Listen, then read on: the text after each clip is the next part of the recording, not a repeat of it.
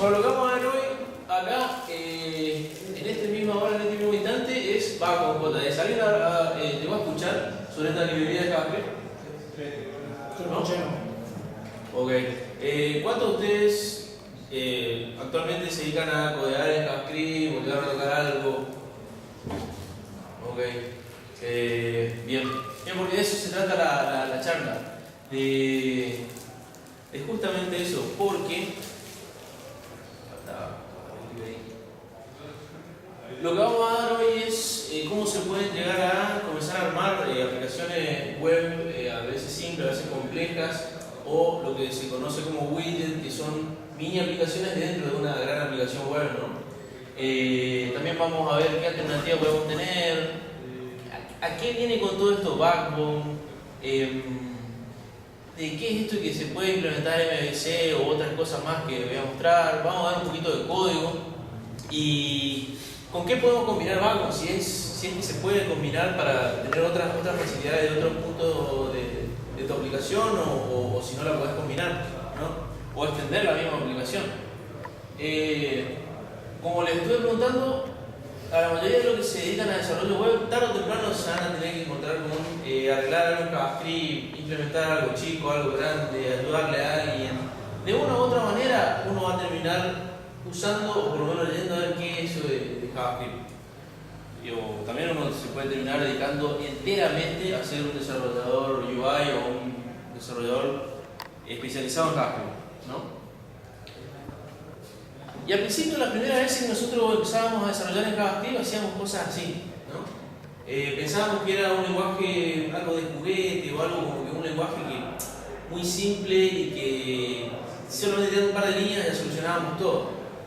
Y a veces podía llegar a ser así, pero actualmente la demanda que tienen las nuevas aplicaciones o las viejas que requieren cambios implican de que uno necesite una cierta estructura, ¿no? Un cierto esquema o organización para que toda esa cantidad de código que uno tenga que generar lo haga de una manera organizada y, lo más importante de todo, reutilizable y fácilmente de mantener. Pues tiene que ser fácilmente mantenible. Acuérdense que mañana pueden ser ustedes los que van a actualizar o mantener el código, o puede ser otra persona o su compañero. Y una cosa que por ahí algunos pensaban también era decir, bueno, voy a usar jQuery. Con jQuery yo calculo que va a estar un poquito mejor, pero usando jQuery uno puede seguir haciendo cosas desastrosas o descoordinadas.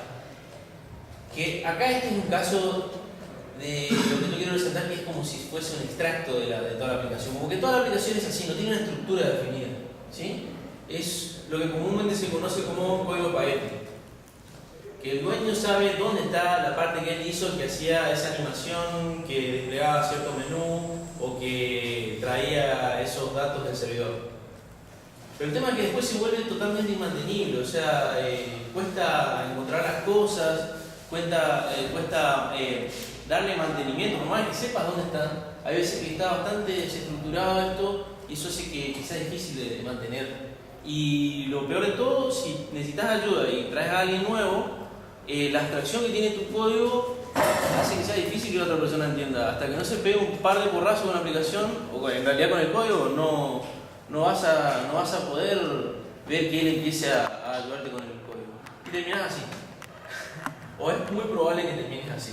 Salvo que sea algo muy simple, que sean 10 líneas de código, está bien. Pero si no, vas a terminar pensando por qué empecé de esa forma.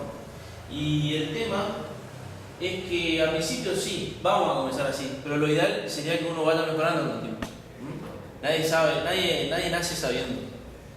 Entonces, por ahí lo que se hace es, con JavaScript solo o también con jQuery, uno puede llegar a estructurar algo parecido a, en este caso, un objeto, en donde uno implementa métodos, uno interpreta que, en este caso, new widget, por ejemplo, en este va a estar todo el código relacionado a las noticias, donde van a estar los métodos, los atributos.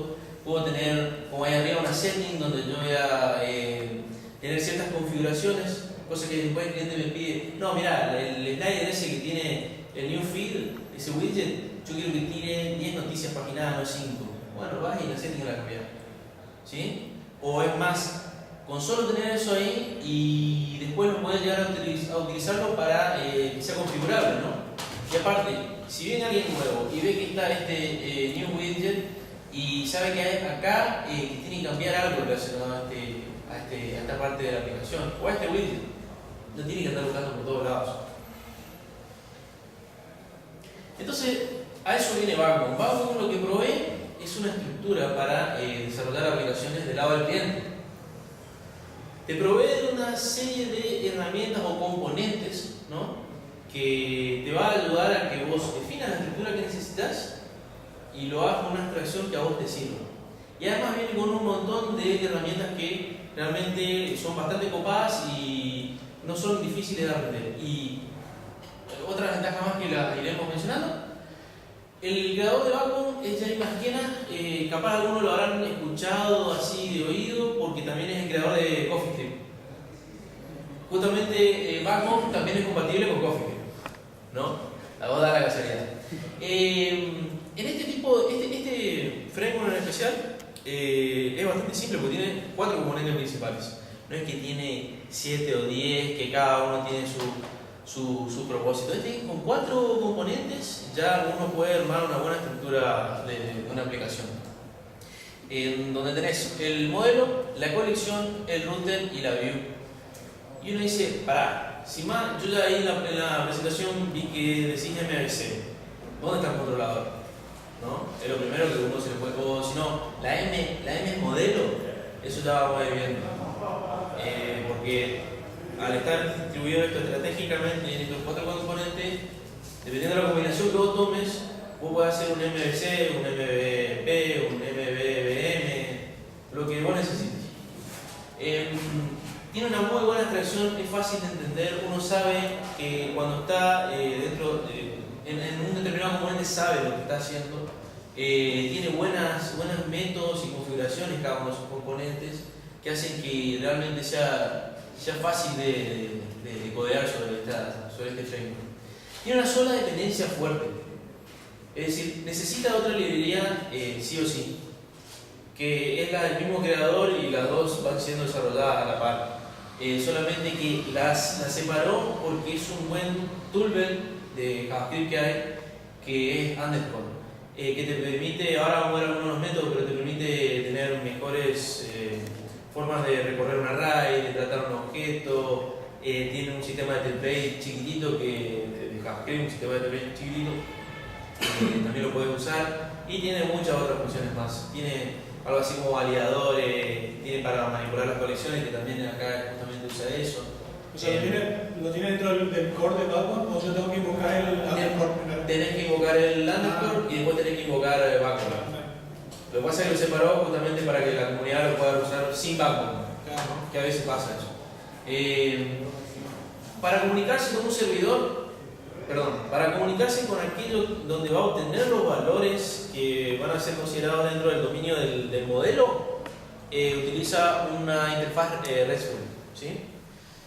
Ahora vamos a ver un poquito de eso, y con JSON preferentemente. Esto aún así voy a aclarar más adelante de que viene así por defecto, pero uno la puede customizar a su gusto y no es muy difícil hacerlo.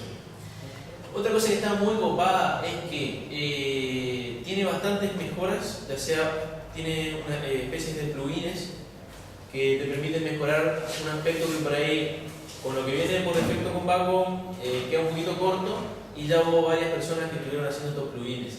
E incluso más, existe por ejemplo el que está ahí en la lista, que es Marionette, que Marionette es una enorme mejora de lo que es Backbone, porque es bastante más parecido a lo que es un framework MVC del lado del servidor. Es decir, ya tiene todo un sistema de layout, tiene un sistema de router más improvisado, tiene un montón de mejoras para tratar las colecciones, para tratar anidamientos de vista o digamos, para generar helpers. Tiene un montón de mejoras más, ¿no? O sea, si a uno le queda un poquito corto abajo, tenés Marionette, y la verdad tiene bastante soporte.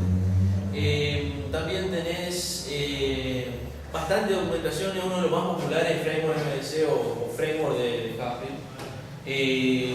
Hoy yo voy a estar hablando de Backbone porque es con el que más experiencia llegué a tener, pero la idea es que si a usted le agarra curiosidad pueden adoptar Backbone, pero también tienen Angular o también tienen Ember. Los tres son bastante buenos, siempre tienen buenas críticas, e incluso creo que en esta presentación, creo que lo vamos a subir, hay un link que habla de en qué caso es conveniente, cuál de los frameworks es conveniente según el caso, ¿no? Y las recomendaciones están hechas por gente muy grosa de JavaScript, gente que trabaja en Yahoo, gente que trabaja en Google y en muchas empresas. Angular creo que lo adoptó Google, me parece. Google, sí. No sé, en el sitio dice by Google, en el de Angular. Sí, y por ejemplo uno de los principales developers de JavaScript de Google es el que escribió la mejor documentación que hay de Backbone y la domina bastante bien, que es Adios Man. No sé si alguno lo habrá escuchado por ahí. Es una muy buena librería para empezar a ver el tema de cómo uno puede llegar a definir una estructura o una arquitectura del lado del cliente. Y eso hace que te abra mucho la cabeza. Como toda esa buena librería que ustedes se habrán llegado a topar, que te abre la cabeza y decir, güey, esto está buenísimo. Bueno, esta, o si le llega a tocar usar Angular o Ember, son librerías que realmente disfrutás lo que vas descubriendo de este tipo de librerías. ¿Tiene una curva de aprendizaje muy alta o enseguida agarrar la mano si es que ya estuviste haciendo cosas con librería de JavaScript? Si estuviste ya usando alguna librería de JavaScript, va a ser un poquito más fácil, ¿no? Porque ya tenés un poquito de experiencia acostumbrándote. La documentación es bastante simple. Hay muchos ejemplos en la comunidad, en Stack Overflow, en foros. Los mismos principales desarrolladores o gente que promueve el framework, tenés un montón de ejemplos. Tenés los to-dos o esas aplicaciones chiquititas de demo que las puedes armar con, calculo yo, hay algunas que son de, no exagero, capaz 40 líneas de código. Con 40 líneas de código tenés algo ahí ya que anda y hace alguna cosa fácil. Pero ahí ya llegaste a usar los 4 componentes o al menos 3. Y ya tenés una buena idea de lo que es la aplicación. Cuando yo digo MVC es solamente porque es algo que normalmente llegamos a escuchar siempre, que es modelo vista controlador, es una arquitectura que sabemos que en el modelo vamos a estar teniendo todas las interfaces y todo aquello que interactúe con los datos de la aplicación y con la lógica que la manipula a esos datos.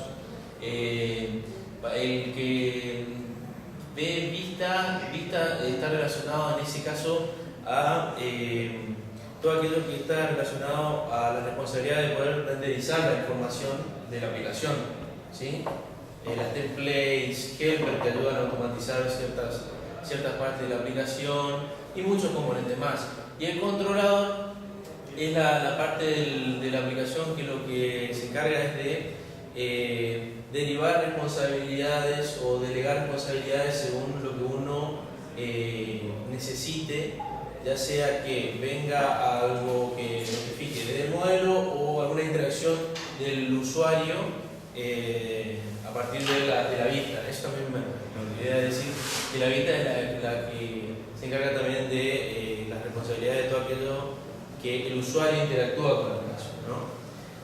Las otras dos son un poco conocidas, que son modelo vista presentador, que es algo poco común de verlo o no se lo ve mucho, y modelo vista modelo, que es otra que por ahí la gente de Microsoft suele darse bastante con esa arquitectura. O lo que simplemente pueden decir es que es MV, modelo vista, y después definir lo demás como vos querés. Es simplemente así, Backbone.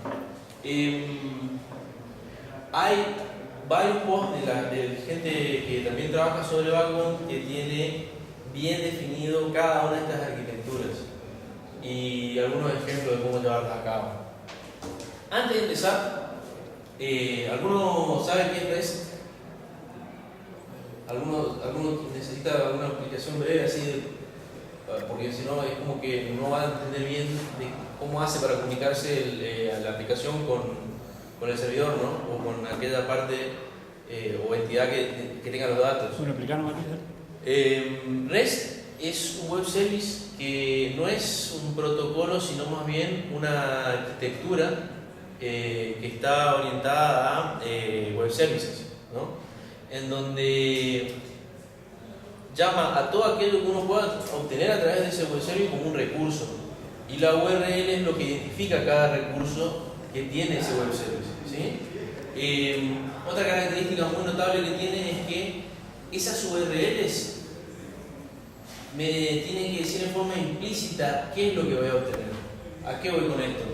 Fíjense en la URL, por ejemplo. Si yo necesito una lista de charlas, solamente tengo que decirle talks, no get talks o un nombre del método, sino que con decir talks o charlas, él me tiene que dar el listado de charlas. Yo no especifiqué ninguna.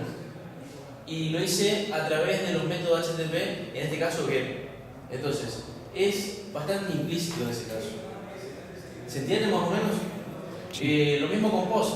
Si yo no le especifico qué charla, pero utilizo el método post, entonces quiere decir que yo quiero crear una nueva. No necesito una ID, voy a crear una nueva. Eso se va a generar del otro lado el ID que va a tener realmente. Y así lo mismo cuando yo necesite traer una charla en específico, que ahí es la que está en la tercera línea, que es una charla /12, en donde vas a usar el método get y ahí te va a traer la charla 12. Y así uno puede llegar a jerarquizar o a complejar más, pero tiene que ser implícito. No tiene que haber mucho detalle, tiene que ser simple.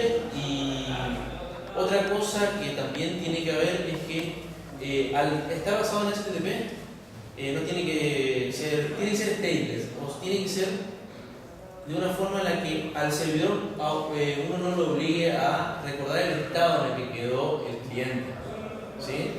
No tiene que haber sesiones, lo ideal sería que no tenga sesiones o que no tenga nada que el servidor tenga que recordar qué es lo que estoy haciendo yo del lado del cliente, ¿sí?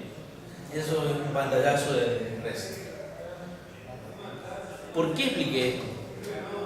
Como yo dije, Vacuum tiene una interfaz REST, ¿sí? O sea, se comunica, ya sea con un servidor que vos tenés en tu aplicación que está hecha en PHP, Java o cualquier otro lenguaje de ese estilo, o puede ser que sea un web service que esté un web service de Yahoo, de Google o de alguna compañía privada. Utiliza esa forma de comunicación, ¿no? Para poder obtener los datos. También uno puede usar fácilmente Local Storage.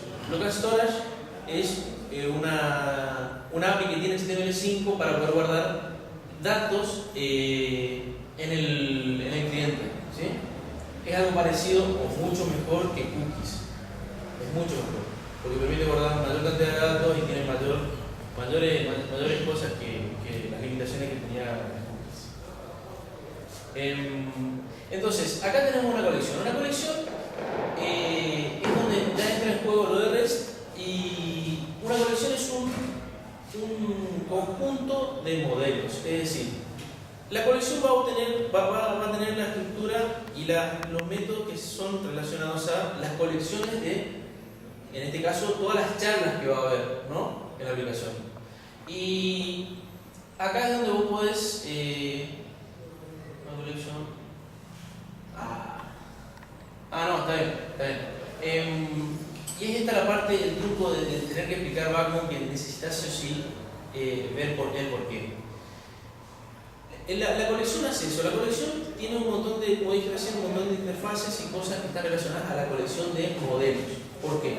Un modelo es el que define la estructura atómica de una sola charla, ¿no? En este caso, o de un solo objeto. Ahora vamos a ver bien el tema de modelo, pero necesito explicar colección porque si no es como que uno no puede establecer una relación entre los dos. En la colección es donde yo voy a definir a qué URL yo voy a pegar o a qué path voy a pegar para obtener, en este caso, las charlas, ¿sí? En este caso, talks. Y también lo que puedo hacer acá es decir cuál va a ser mi modelo. Voy a definir cuál va a ser el que va a tener todo aquello que necesito como para manejar la estructura de cada charla. Es decir, cuál va a ser el modelo que voy a tomar de referencia.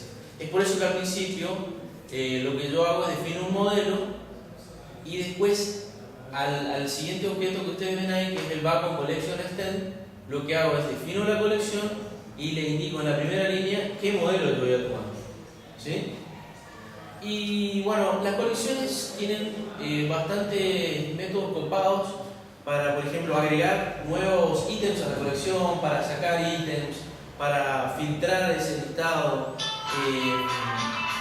Tiene un método que es el que te permite a vos hacer un fetch. El método fetch lo que hace es obtiene cosas del servidor que vos tengas. Ese método fetch vos lo podés extender. A vos no te gusta hacerlo con REST. Vos querés hacerlo para que sea simplemente con Ajax simple de tu aplicación, lo podés hacer tranquilamente. No requiere mucho esfuerzo en customizarlo. Ahí, por ejemplo, pueden ver un ejemplo de cómo uno agrega a la colección un ítem, ¿no? Que ese ítem va a tener como estructura el modelo que vos le das de referencia. Y se maneja todo, obviamente, con JSON o con objetos de JavaScript. Es bastante simple. Acá hay otro ejemplo más en donde yo lo que hago es, en vez de agregar uno, acá es donde entra en juego mi conocimiento de REST, en este caso. Porque si yo sigo la regla de juego de Bacon, yo puedo hacer con get y el 1 me trae el elemento, el objeto de la colección que tenga la ID 1. Sí. Una consulta, en la parte anterior del slide anterior mostraste el modelo debería ser como que extiende la colección. ¿O qué exactamente? Porque vos inicializás la colección y decís que tiene una serie de funciones, ¿no? Sí, te digo. Usa un modelo. Y ese modelo, o sea, vos lo definís arriba. Sí. ¿Y qué? En realidad el modelo es como que extiende la colección. No, sí, son dos objetos en donde la colección siempre necesita como referencia un modelo, ¿no? Como para decir, ¿cómo hacer? Yo manejo todo lo que es relacionado a la colección de los objetos que va a tener esta colección. Pero necesito una referencia a ese objeto que se va a hacer cargo de la estructura atómica de ese objeto. ¿Cómo va a ser el modelo? Exactamente. Está separado ahí. Claro, y bueno, ahí eso me faltó detallar que estaba por explicar en el otro lado, que está, por ejemplo, ese atributo de false. Que yo le puedo decir al modelo, no, mira, si no le cargo nada, que venga con estos datos. O sea, le cargo estos datos automáticamente, si no le especifico nada. ¿No estaría mal el modelo que está arriba de todavía? El que está arriba es el modelo, perdón, o sea, capaz no indiqué, pero esto es el modelo. Eso es el modelo application, ¿no? El que va abajo. ¿Algún trabajo para entender el comando? No, le cambio. Bueno, acá dice macana. Acá tiene que ir Model application. Model application. Sí. Model connecting, o sea, sí. En realidad este está mal. Model application debería ir acá para seguir toda la nomenclatura. O sea, este tendría que ser model application. Ahí capaz es lo que lo hará confundido a todos. Haciendo unos cambios en los ejemplos y eso, por ejemplo, por eso yo tira pata. Pero es así, es esa la referencia. Ahí donde está con sombras o seleccionado, debería decir model application. Y ahí abajo lo que haces es instancias o crear como una especie de objeto de ese. Claro, eso estaba por mostrar en el otro slide. A ver, vamos a ver. En donde yo lo que hago, acá por ejemplo, ve, acá está el mismo error. Yo lo que hago es, hago una instancia de colección y a través de ella yo lo que hago es agregar por ejemplo un elemento a la colección. Más adelante vamos a ver el detalle del modelo, porque con el modelo yo lo que puedo decir es alterar los atributos de ese objeto que tiene que ser la charla de pago, ¿no? De alterar la estructura o de modificarla o de hacer lo que necesite a cada uno de esos elementos de la colección. ¿Sí? Bueno, ahora, el siguiente slide es el modelo. También puedo manejarme con el SID. En vez de con el ID, con el SID. ¿Qué es el SID? Es el Client ID. Es un ID autonumérico que tiene Bacon, en donde le asigna de 0 a n, ¿no? Pero es del lado del cliente. En cambio, el ID es el que vos le podés dar o es el que te viene del lado del servidor. ¿Sí? Y son bastante útiles. Yo decía a veces para qué quiero el de backup, a veces sí. Fetch es donde yo digo no, yo quiero traer de nuevo toda la colección del servidor o de donde yo tenga todos mis datos. También lo que puedo hacer acá, que acá sí estoy usando algo del ¿cómo es? Acá lo que estoy haciendo es seteando algo a través de la conexión. Y después yo con save lo que hago es salvo eso en donde yo tengo guardados esos datos. Es decir, yo hago en este caso ya existía, a ver, en este caso save. Es como que estás guardando hacer la llamada al web service. Estoy haciendo la llamada al web service, pero por un elemento que yo ya tenía, lo que estoy haciendo es actualizando. Entonces tengo que hacer un put, ¿no? Esto también es customizable porque acuérdense que muchos servidores tienen restringido el put y el delete.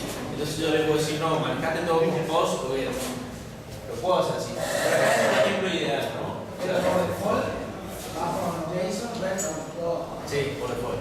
Pero eso tranquilamente, cambiando de línea, eso cambia.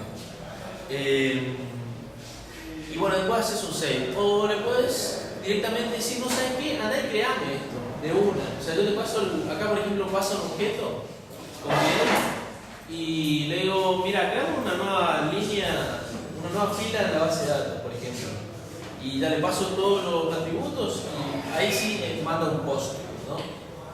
Y a lo último explica cómo hacer un delete, es decir, borrame este elemento de la base de datos. ¿Sí? Y lo hace con un destroy. Lo hace con un destroy y de esa forma vos podés hacer un AVM, digamos, tranquilamente, pero está siendo manejado desde el cliente. ¿Sí? Che, Lucho, Sí.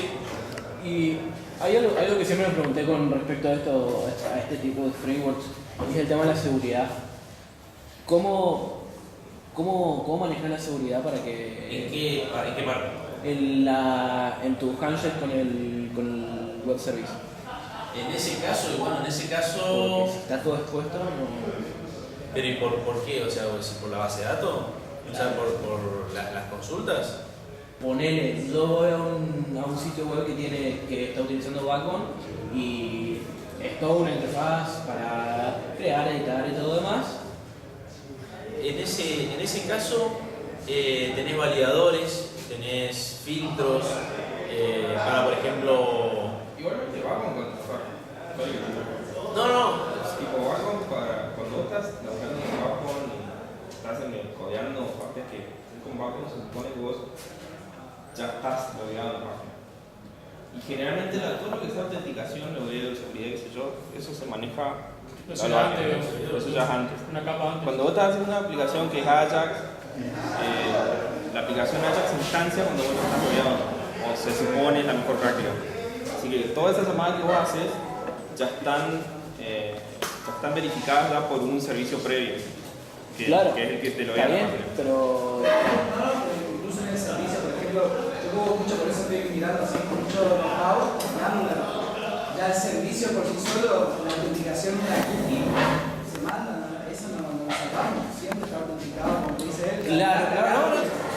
Obviamente, vos tenés una aplicación previa, pero ¿qué me impide a mí, una vez autenticado, seguir pegándole al web service de la manera que a mí se me cante y no... Hay otro, pero ahí depende de lo que hay de aquel lado. Claro, porque Depende de cómo Claro. Una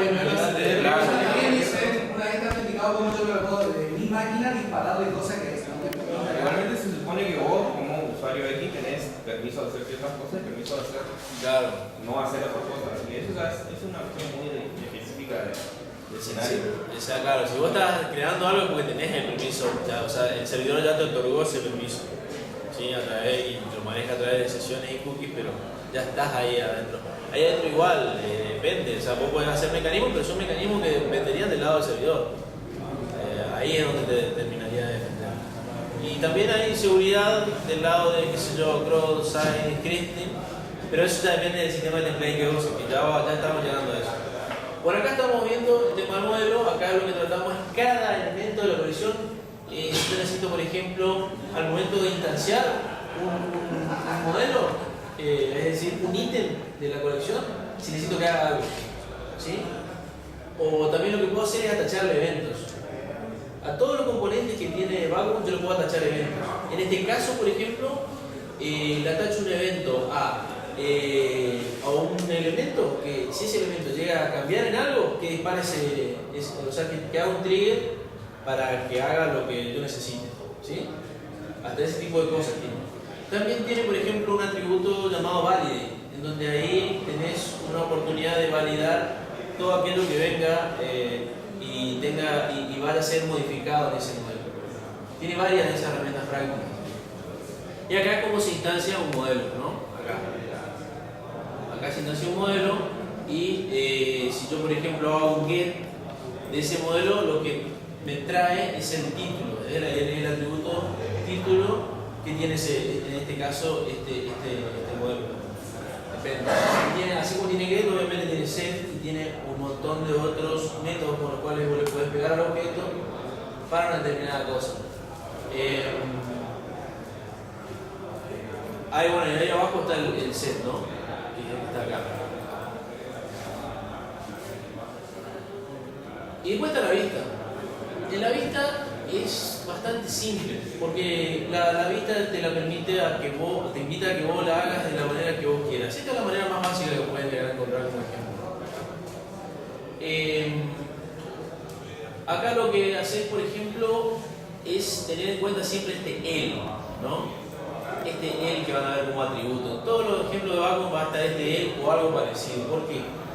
Esto es una vista. Vos tenés todos tus datos. Vos lo manipulaste, vas a hacer un listado, por ejemplo, y vos lo necesitas mostrar, ¿sí? Vos necesitas renderizar eso en la aplicación. Entonces, el es el que mantiene la referencia a ese elemento del HTML en el DOM, a donde vos vas a agregar esta vista, ¿sí? Es la referencia, es donde él va a necesitar esa referencia para agregar lo que se va a renderizar. Sería el contenedor donde vas a renderizar todo. Por así decirlo, sí, pero es una referencia que puede ser opcional. Si vos no necesitas una referencia porque, qué sé yo, vas a hacer un lightbox, ¿no? Vos le puedes decir, ¿sabes qué? No hay referencia, pero le puedes indicar con el atributo ID o también class name, dependiendo de cuál de los dos, y hay uno más que se llama tag element, donde vos le puedes especificar, haceme un div. Obviamente lo va a generar lo último del HTML, un div que tenga el ID, en este caso view reference, y con una clase end, ¿sí? Y ahí adentro va a agregar la view generada. Acá también tiene su propio sistema de eventos, ¿sí?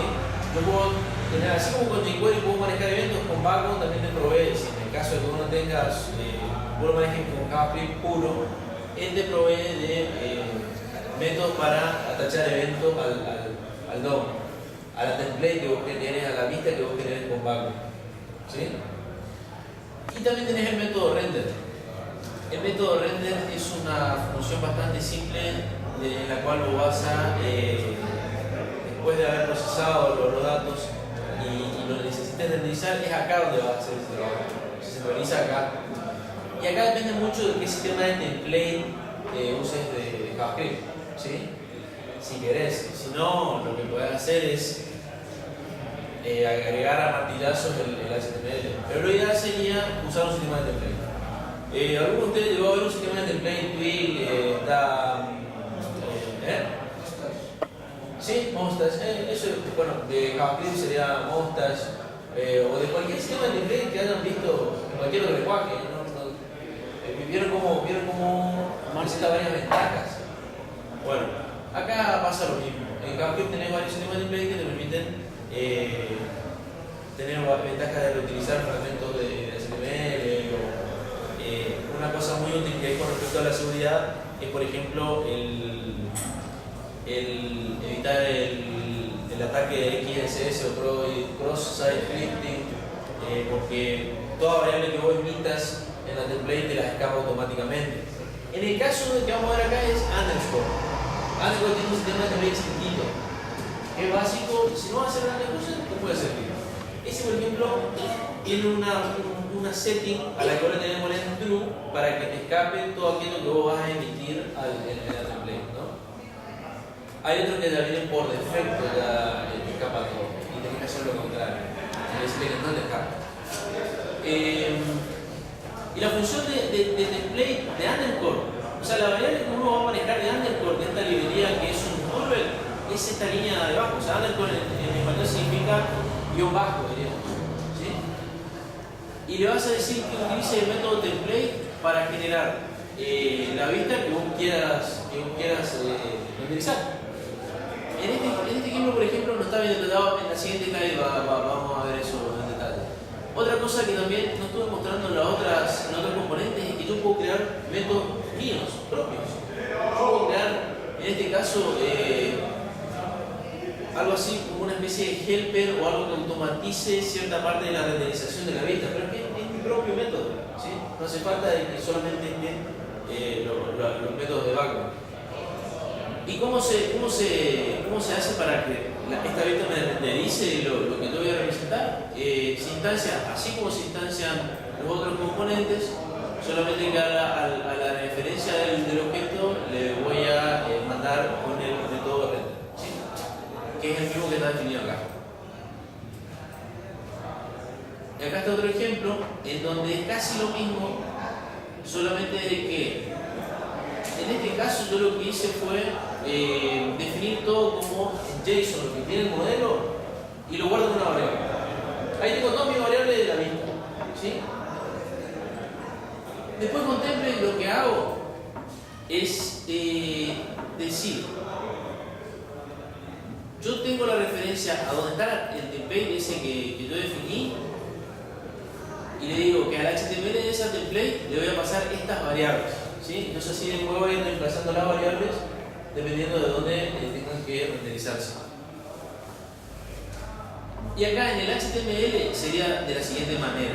Y acuérdense, el E, por ejemplo, está siendo referenciado al elemento que tenga este ahí. Entonces pasa lo siguiente.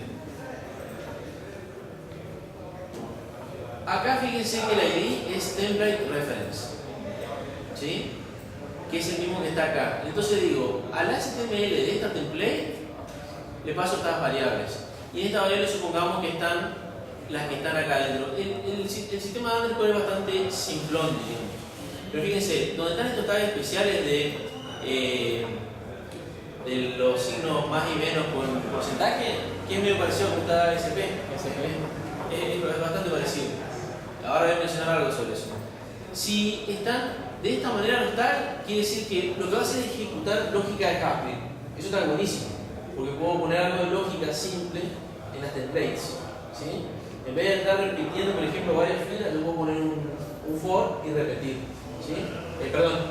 Y definir esa estructura repetitiva un solo en esa estructura HTML, pero una sola vez la voy a definir, no en el Eso está buenísimo. Y así todo aquello que uno está acostumbrado a ver en el sistema de template. Si yo le agrego, acá no se ve bien, pero es el igual, ahí lo que hace es renderizar la variable, ¿sí? O renderizar un valor que esté pasado por cada primo. Y después existen otros tags especiales de underscore, que son para otro tipo de propósito un poquito menos usuales de ver. Y esta es mi template. O sea, ¿qué pasa con esto? Una vez que yo haga el reemplazo de variables, acá lo que voy a hacer es procesar esa template. Este método template lo que hace es procesar eso, esta template, y lo que se va a hacer es al el, que es esto, es esta referencia, al HTML le voy a pasar esta variable template, que es esta, es decir, es la template procesada. Entonces, donde yo atacho a ese elemento, a ese lib, por ejemplo, que tiene la ID view reference, yo le agrego mi template, ¿sí? Entonces todo se genera de una forma bastante parecida a los framework MVC que hay del lado del servidor. Bueno, acá hay algo parecido. Solamente que al principio es difícil de acostumbrarse a la idea de que todo está destilado. ¿Todo eso tiene que estar en la misma vista, digamos? ¿Así está ahí? O se puede poner el HTTP en otro archivo, por ejemplo. O cómo es. Por ejemplo, esto estaría en un archivo, lo que pasa es que no me alcanzaba para separar todo bien, pero esto estaría en un archivo JavaScript, mientras esto estaría en el HTML. Perdón. Esto estaría en el HTML, ¿sí? Entonces, de esa forma está bien separado una cosa de otra. Y esto es algo bastante básico, porque lo que yo puedo hacer es, en vez de usar una template de JavaScript, acá directamente agrego HTML solo, ¿sí? Pero eso es un poco práctico porque ese HTML va a estar en JavaScript y ahí no va a haber separación de responsabilidades, ¿no? Va a estar algo de estructura de tu aplicación en donde se determina el comportamiento y eso de mezclar por ahí es medio poco conveniente. Y este es un ejemplo bastante básico, porque ¿qué pasa? No puedo mostrar porque se me lleva mucho el tiempo, pero yo lo que puedo hacer es anidar vistas o que una vista pueda llegar a llamar a otra, puedo hacer varias combinaciones, ¿sí? Este es un ejemplo inicial. Sí, de hecho, una preguntita. Ahí veo que usas para navegar el DOM sin un peso, ¿es una referencia similar a jQuery o es Acá estoy usando jQuery? jQuery, es por eso que tiene el peso. Si no estuviese usando jQuery sería solamente él, ¿sí? Y ahora voy a mostrar con qué se puede combinar y ahí te puedo decir, no solamente hace falta jQuery, puedes usar Zep, ¿sí? O cualquier otra librería que también te sirva para o te ayude a manipular el DOM y hacer cosas en esa parte de la aplicación.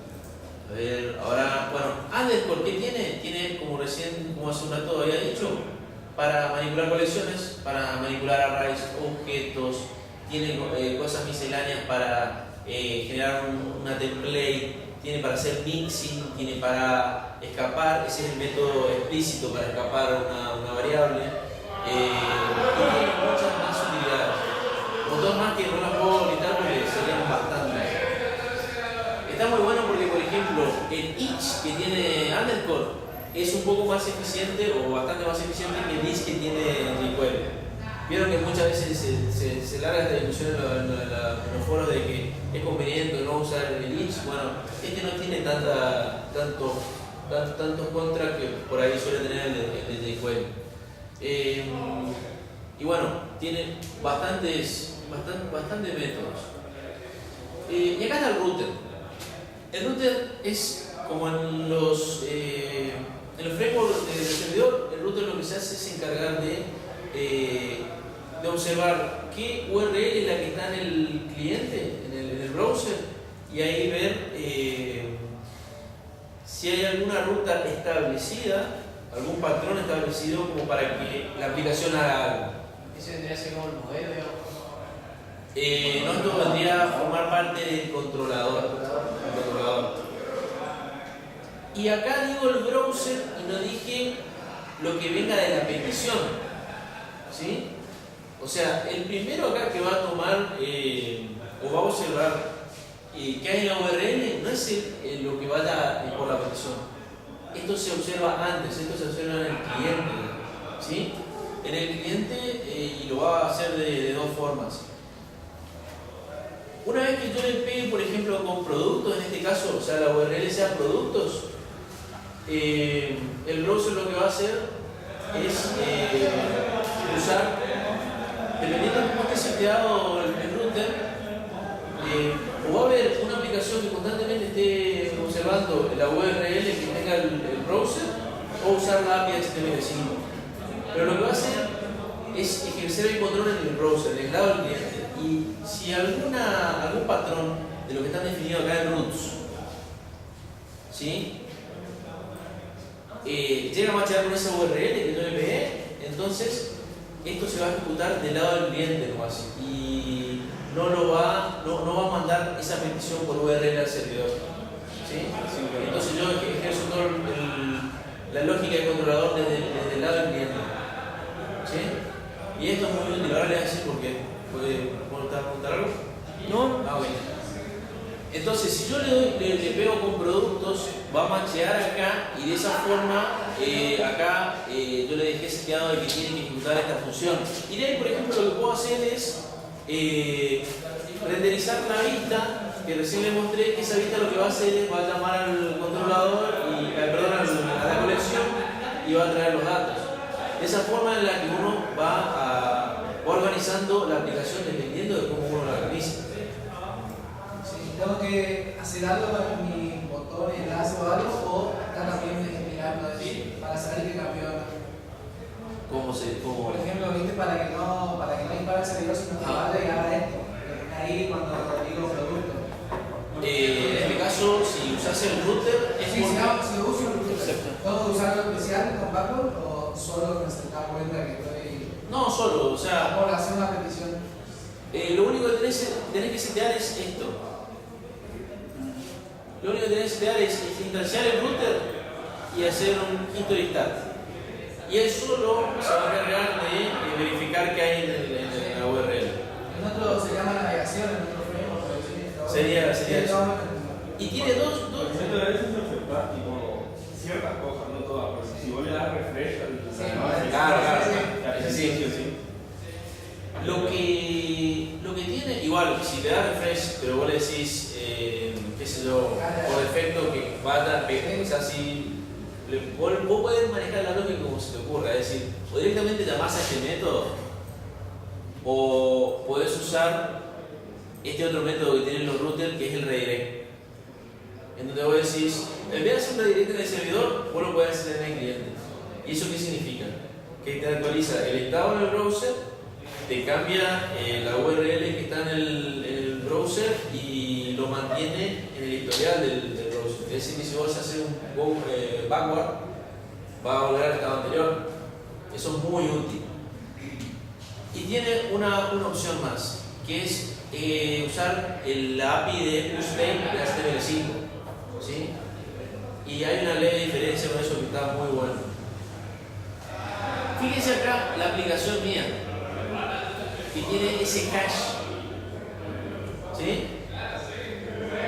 Esto no está hecho con Baco, pero Baco hace exactamente lo mismo. Y como el Wi-Fi acá no me están dando muy bien, si llegan a ver las aplicaciones demo que hay por ahí, van a ver que la mayoría tiene este hash.